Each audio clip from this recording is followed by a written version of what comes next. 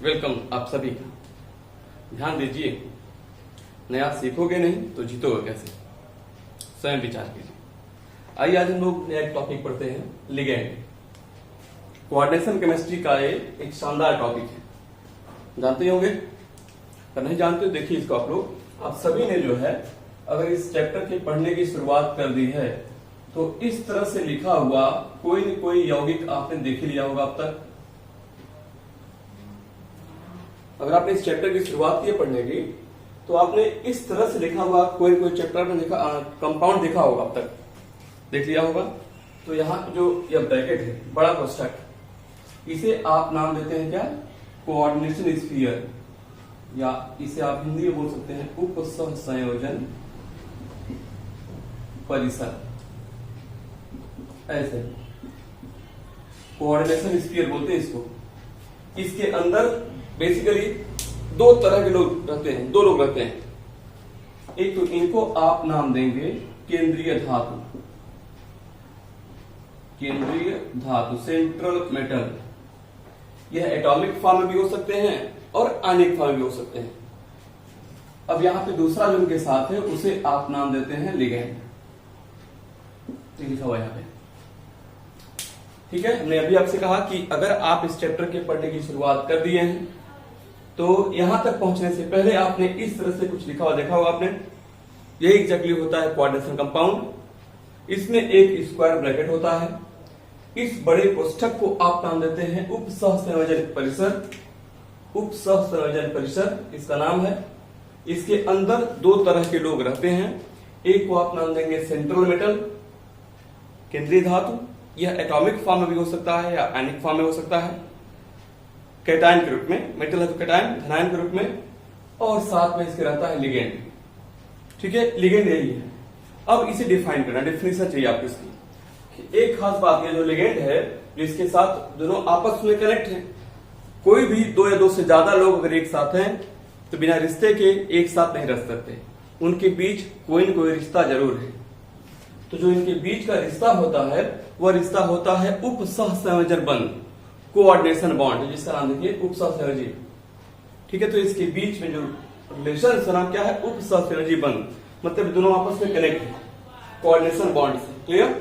और इस coordination bond में आप जानते हो कोऑर्डिनेशन बॉन्ड कैसे बनता है, दो लोग शेयरिंग करते हैं, साझा करते हैं। जैसे मान लीजिए आप और हम बाहर गए घूमने के लिए, सपोज मन होता है 2 रुपए वाला पार्ले जी खाने के लिए, 2 रुपए वाला पार्ले जी अगर खाने का मन करे, आपने 2 रुपए दिया, हमने कुछ नहीं किया, फिर भी पार्ले जी आया और हम दोनों ने एंजॉय किया, तो साझा हुआ कि नहीं कुछ इस प्रकार का। इस साझे में आपने 2 रुपए दिए हैं, हमने कुछ नहीं दिए हैं, बट खाया दोनों लोगों ने। यह एक ऐसा साझा है जिसमें आपने 2 रुपया खर्च किया, हमने कुछ भी खर्च नहीं किया, बट एंजॉय किया दोनों साथ में। तो इस तरह का साझा जिसमें एक ही परमाणु या परमाणु का समूह इलेक्ट्रॉन युग्म देता हो, दूसरा कुछ भी न देता हो, तो इस तरह के साझे को आप नाम देते हैं उप सहसंयोजी बंध। इसका मतलब यहाँ पे जो लिगेंड है यह इलेक्ट्रॉन युग्म इनको देता है, यानी कह सकते हो जो यह लिगेंड है यह क्या है, इलेक्ट्रॉन पेयर दाता।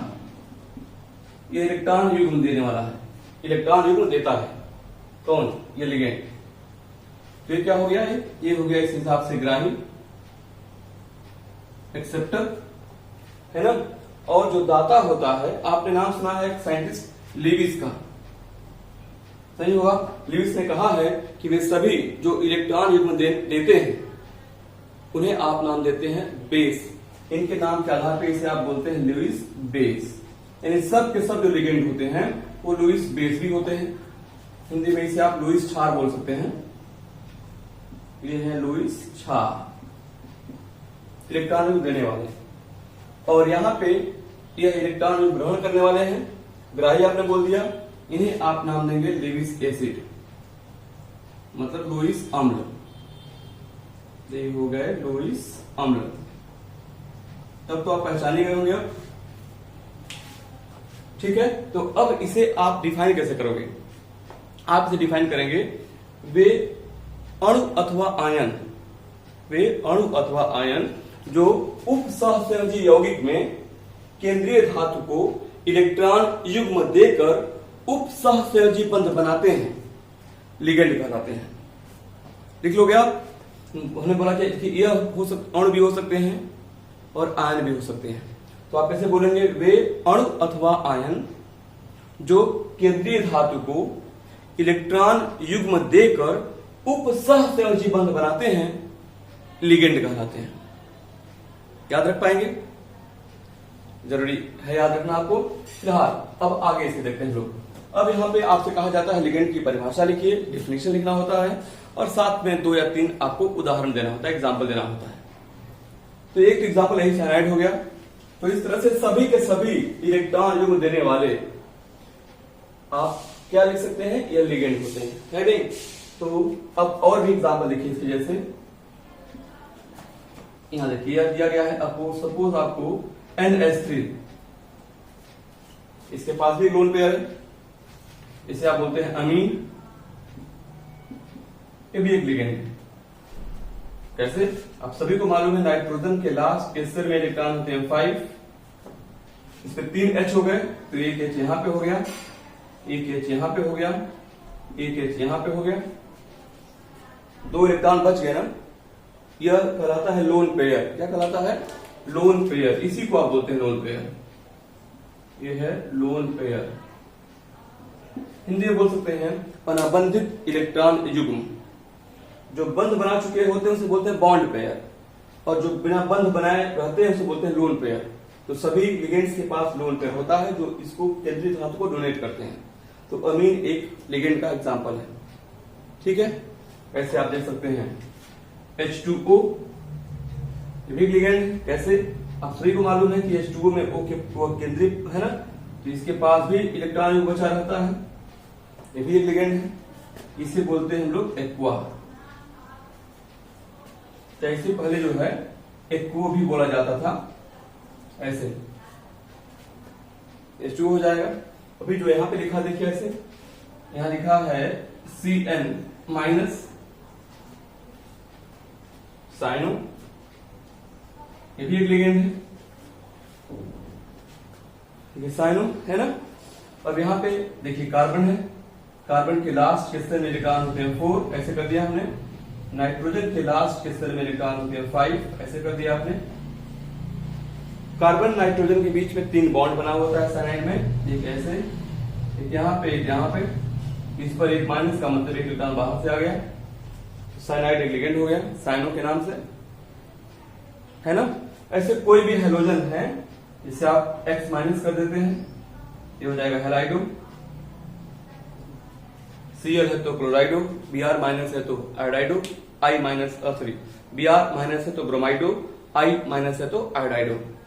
ऐसे और भी देख लीजिए, जैसे एक ऐसे लिखा रहता है En, इसका मतलब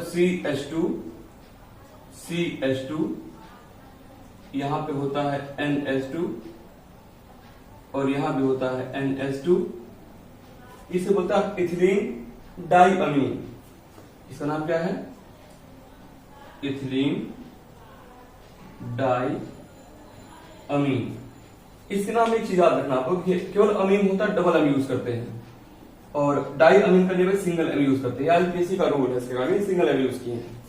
या इसका एक नाम और भी फेमस है, एथेन 1,2 डाइअमीन। यहां लिख देते हैं इसको, एक नाम और इसका एथेन 1,2 डाइअमीन। देखिए 1,2 पे अमीन है, डाइअमीन। ठीक है, तो इसमें तो आपने देखा लिगेंड की डिफिनेशन क्या है, परिभाषा क्या है, लिगेंड के कुछ एग्जांपल्स, उदाहरण ऐसे पूछता है ना। अब आपको हम बताएंगे नेक्स्ट क्लास में, या इसी के डिस्क्रिप्शन में उसके लिंक रहेंगे भी, कि लिगेंड का क्लासिफिकेशन कैसे करते हैं। लिगेंड का क्लासिफिकेशन करेंगे आवेश के आधार पे, चार्ज के आधार पे। तो धनात्मक लिगेंड होगा, ऋणात्मक लिगेंड होगा, उदासीन लिगेंड होगा, 3 तरह के होंगे, है ना। अब अगर पहचाने लिगेंड के दंतुता के आधार पे, लोन पेयर डोनेटिंग सेंटर के आधार पे, तो लिगेंड हो सकते हैं एक दंती, द्विदंती, त्रिदंती, ऐसे करके, है ना। उसके कितने सेंटर्स हैं लोन पेयर देने वाले? लोन पेयर देने के लिए जितने सेंटर्स होते हैं उसके उस सेंटर्स को आप बोलते हैं उसकी दंतुता। जैसे देखिए इसके पास लोन पेयर देने के लिए एक ही केंद्र है, एक ही परमाणु है, यही दे सकता है, यह एक दंतुक हो जाएगा, एक सेंटर वाला, मतलब इसकी दंतुता हो गई 1। ऐसे इसके पास देखिए यहां भी लोन पेयर है, यहां भी लोन पेयर है, दो जगह से लोन पेयर ले सकता है, मतलब इसकी दंतुता हो गई 2। तो दंतुता का मतलब भी समझ आएगा नहीं। दंतुता का मतलब क्या कि एक लिगेंड के पास लोन पेयर देने के लिए कितने केंद्र हैं, उन केंद्रों की संख्या को आप नाम देंगे उसकी दंतुता। तो देखिए इसके पास एक दंतुता है, यहां भी केंद्र तो एक ही है ना, H2 में देखिए, तो ये भी क्या है, इसकी भी दंतुता 1 है, डेंटिसिटी बोलते हैं इसी को 1। यहां पे 2 सेंटर है, इसका मतलब इसकी डेंटिसिटी 2 है, ऐसे पहचानते हैं। पहचान हो गया? इसके आगे पढ़ते हैं अगली क्लास में। Thank you. और आगे क्लास इसी के डिस्क्रिप्शन में आप आ जाओगे, ठीक है, लिंक उसका इसमें रहेगा।